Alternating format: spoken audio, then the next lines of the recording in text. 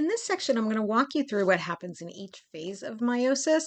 And then I have another video where I show it to you with Play-Doh, which I think visually helps a lot. Okay, so prophase 1. Now, when we're talking about mitosis and meiosis, it's really important in meiosis, they always include the 1 or the 2 so that we know you're talking about meiosis and we know which part of meiosis you're talking about. In prophase 1, the chromosomes condense, the centrosomes move toward the poles. All of that normal stuff that happens in prophase of mitosis, all of that happens. The weird thing that happens in meiosis is that the chromosomes in a homologous pair, they actually kind of snuggle up next to each other, and they connect to each other with these little fibers. And this process is called synapsis. And the reason they do this is because they're going to do something really cool next, which is to exchange genetic material. We call that crossing over. And it's because the little legs of the sister chromatids actually cross each other and then exchange genetic material. Like they twist and they're like, here, have some of my arm. I'll take yours. They're exchanging the same genes. So if there's like, a gene for purple horns on this part, the horned gene, the color of horn gene is on this part as well. Oops. And then we end up with recombinant chromosomes. So recombinant is a word that you may have heard used when people are talking about biotechnology, like gene editing. They create recombinant genes. Well, we just recombined. So a recombinant chromosome is just one that doesn't have the genes it started out with. So that's the result of crossing over. Now that all happens in prophase 1. In prometaphase 1, the nuclear envelope has completely broken down. The centrosomes have moved to the poles. The kinetochores are starting to connect to the spindle fibers. And the homologous chromosomes break apart that synapsis.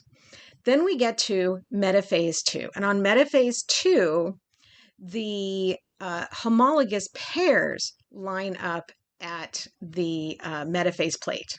Sorry, I said that in prometaphase, the synapsis breaks apart. They don't completely break apart. They start to weaken.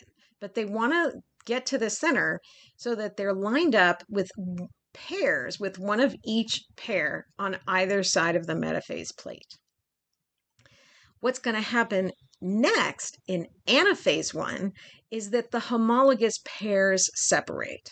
So remember, in mitosis, the sister chromatids separate. But in anaphase 1, the homologous pairs separate. The sister chromatids of each chromosome stay attached to each other. And then telophase 1 and cytokinesis 1, we create 2 daughter cells. For some reason, go through the trouble of remaking the nuclear envelope. Not really sure why, because we're just going to take it apart again. Yeah. Now we've got daughter cells that are haploid. Each of them only has one of each chromosome. We have separated the homologous pairs. So we started out with a diploid cell, separated the pairs. Now we have a haploid cell.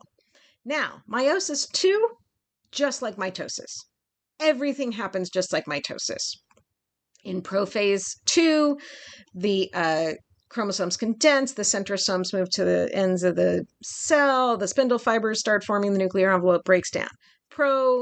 Metaphase, you finish up all of this, and the spindle fibers attach. Metaphase, the chromosomes lined up single file along the metaphase plate, spindle fibers attach, the polar fibers attach across the plate.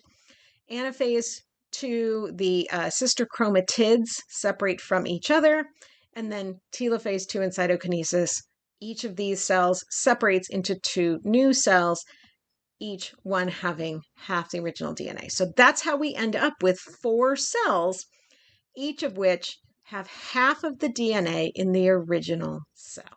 Okay, each has one of each chromosome, and it doesn't have duplicated DNA. We've separated the duplicated DNA.